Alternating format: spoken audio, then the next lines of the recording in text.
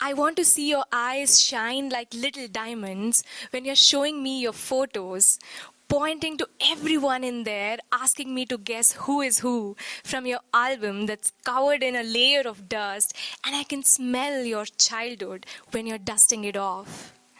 I want to see you secretly wipe your tears off from inside your rectangular spectacles when you're gently taking care of those yellow flowers your wife planted years ago.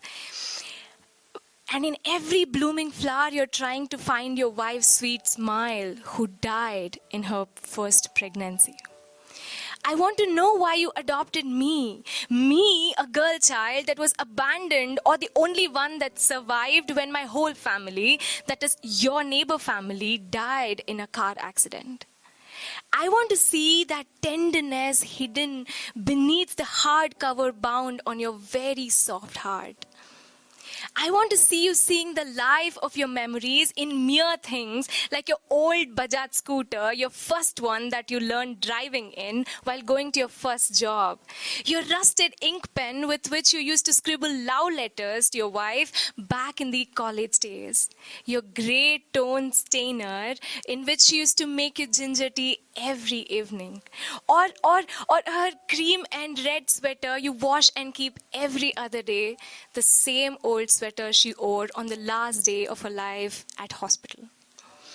I want to see how you smiled, being teary-eyed while you took me to your arms the first time and accepted me as your daughter. I want to see my dad manage work and house together, piece by piece, and putting it all together just for me. I want to know what fear you saw in my eyes when you told me to be very careful the first time I told you I'm moving out of the city for a work. I want to know what it felt like when you yelled at me so harshly for driving fast and hurting myself badly. I want to see you getting me kgs and kgs of mangoes just because I mentioned of feeling like eating them right after seeing the Slice ad. I want to see you ripe good with age, Dad. I want to see you grow younger by the days. I don't want to see you hold your knees while playing carom with me, or I don't want to see you wipe your sweat and use a chair while you're cooking for me. I don't want to hear you asking me every 30 minutes if I came back from work, the same question. Every 30 minutes, because I don't want to go around waiting for hospital bills, eyebrows squeezed, nerves racking, to give you medicines for your Alzheimer's. I don't want to see you throw the meds secretly keeping away from me. I don't want to see you steal your favorite frames every 1 hour because you think I don't remember, for you have forgotten that you've already eaten a dozen times. I don't want to see you stop reading your favorite newspaper every morning while you sipped on your favorite strong filter coffee made by your dear wife. I don't want to see you stop exercising. No, I don't want to see you slowly becoming inactive, become dull, or become disinterested about your passion for music, books, or radio, or the old rusted nuts and screws which you loved picking up and becoming a self-taught mechanic all of a sudden out of the blue. No, I don't want to know that I'm spending my days with you while you're figuring out what my connection is with you. No, I don't want to see you fade away like this. No, I don't want to see you fade away like this. Both our lives were tragic and the universe got us together to make each other's life better. But now you can't make mine alone back to being tragic, Papa. Please, no. Go back to being the dad who never forgot to remind me of taking my water bottle to school. Thank you.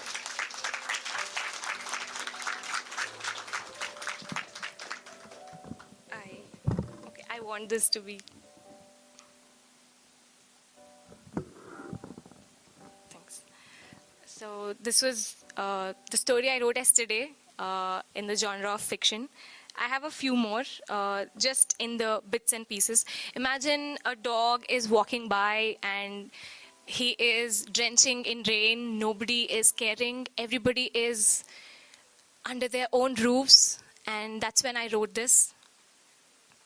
While the landlord of one of the houses in the neighborhood is desperately waiting for someone to occupy her refurnished house that reeked of sweat and blood of the hardworking carpenter who was thrown out for not paying rent on time, for requesting to push the deadline by just 2 weeks, is now masked with the fresh stink of Asian paints. And while it's been more than a month, the neem tree has had that 𝗘𝗩𝗏𝗍 printed on it, stuck up like a black dot on a cute face to keep evil eyes at bay. I walk here in the heavy downpour, searching for a shelter when nobody wants to let me in, when nobody wants to give me home, while my dear friend Rooney, that's with the breeders, is being sold to a new bungalow owner in the far-off land, and I'm going to miss him. I'm going to miss him so much, and I just hope he'll be happy, unlike so many of my friends that have been locked up in a cage and are let out only for a walk. I miss you, Rooney. So these are the thoughts a stray dog drenching in rain is expressing to himself.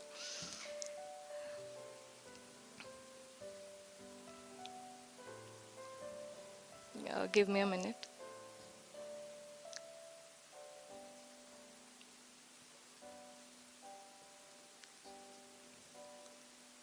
So imagine a farmer's children's life, and I've written something, a short poem, I'd say, on that. Out in the middle of a vast field, under the hot ball of fire, we stood clicking pictures. Not of us, but of a farmer's own land, an endless stretch of farm which the man and his wife raised the whole year, struggling round the clock, shedding bottles of sweat to see the healthy and beautiful crop stand tall against the bright sky, seeming like a cap to the far-off clouds, like a fan to the sun, like bristles of the god's toothbrush himself, while their kids sat under a dripping thatched roof, reciting tables of two 1s are 2, 2s are 4, and counting the holes in her dress, just like the ones in the roof.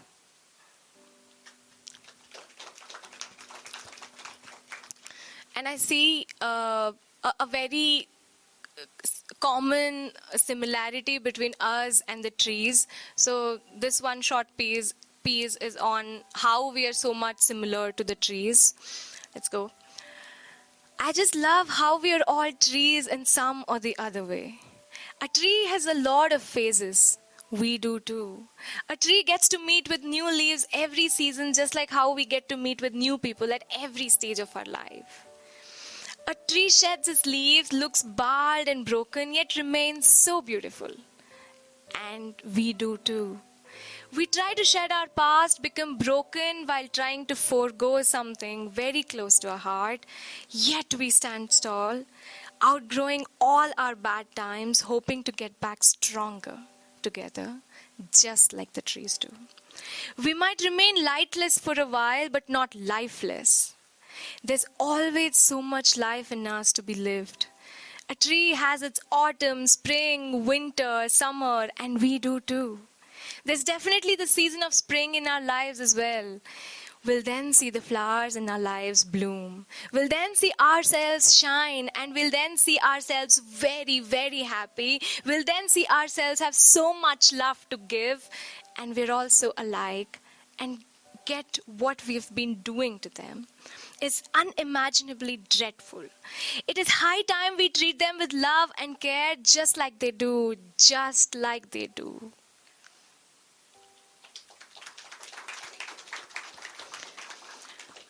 This is to all the IT employees here, or somebody that work round the clock to just fulfill the deadlines, keeping or leaving behind their passion. When you free the mouse button from your fingers and crack those knuckles, when you finally take your eyes off of the laptop screen and look away and crack your neck and stand up and stretch your back and gulp down a tumbler of water kept by your mother 3 hours ago, when you see the summer sun rays peeping in, casting shadow of the dusty window grills on your brand new bedspread, when you inch away from the table fan and look out the window, will you realize Will you realize the rose is smiling at you? The wind is brushing past you, carrying the sweet scent of jasmine your neighbor planted last year. The little birdie that visits you every morning is chirping for you, is encouraging you, and the tender sun rays are calling for you. The reflections are reminding you of your dreams that you left behind for this 9 to 5 job that extends till 12 a.m. in the midnight. The universe is trying to wake you up while the time keeps ticking away, waiting for none. While all the nature is asking you to pick up that pen and book, waiting for your embrace all this while. While you go back to boringly typing out codes, locking up dreams in your heart for the umpteenth time, and you release a quick sigh of relief just when the pen asks you to pick up and write your own name. That's how you start your passion.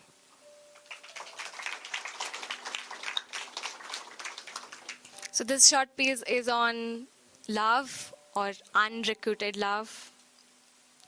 I built a sandcastle with every grain of sand that breathed trust through years and years, with just one stone. One petty stone of misunderstanding was enough to demolish my castle of 1,000,000 dreams in 1,000,000 pieces, eventually crashing down to my feet, which felt like an apology. Begging for mercy, you want me to build it again. But now my feet are lost. My feet are lost beneath the blanket of sand which was once my castle, which was once our castle. I'm tired. I'm just too tired, not because I have to rebuild it, but because I know it'll never forgo the stone without falling to ground onto my feet over and over again. Well, I end up building the castle with the same enthusiasm and love, for I am too reluctant to let go. But the mere stone makes sure to prove me wrong each time, every time.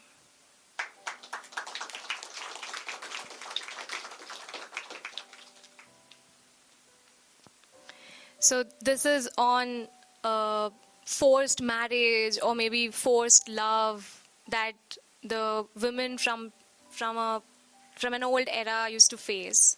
So I visited our Mysore palace, and then I thought of jotting this down.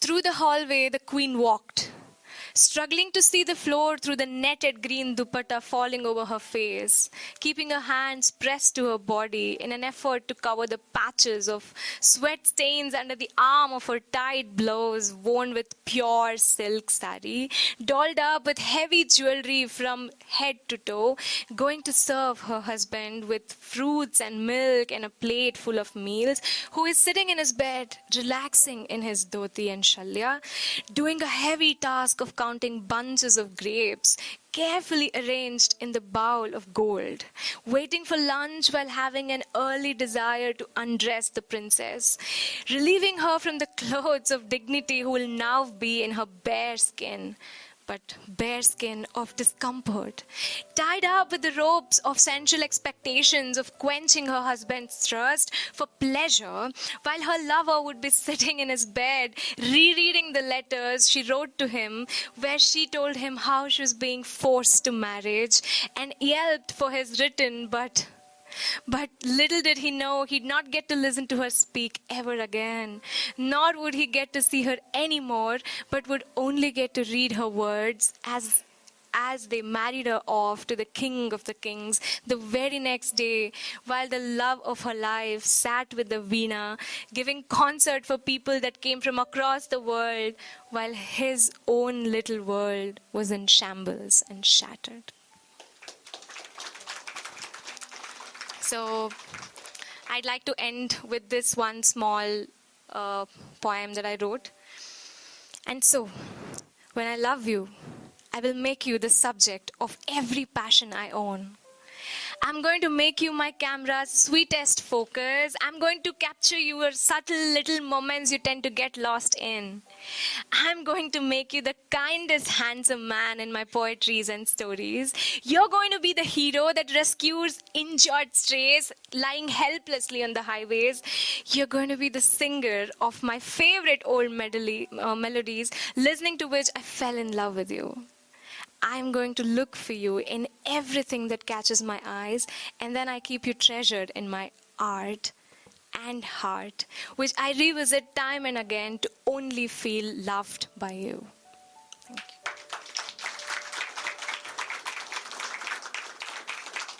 you. So I usually end my poetry or story with a song. And I like the song 𝗪𝗍𝗪𝗍𝗍 very much. It's a very old song by 𝗘𝗩𝗫𝗄𝗏. Let me try singing that.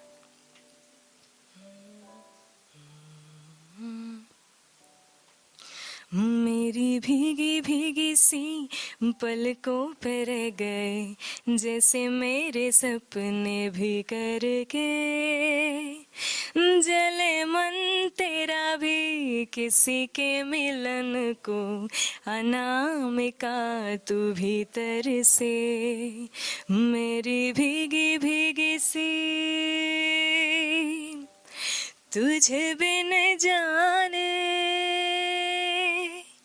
तुझे बिन जाने बिन पहचाने मैंने हृदय से लगाया तुझे बिन जाने बिन पहचाने मैंने हृदय से लगाया पर मेरे प्यार के बदले में तूने मुझको ये दिन दिखलाया जैसे बिरहा की रुत मैंने काटी तड़प के आहें भर भर के जले मन तेरा भी किसी के मिलन को अनामिका तू भीतर से मेरी भीगी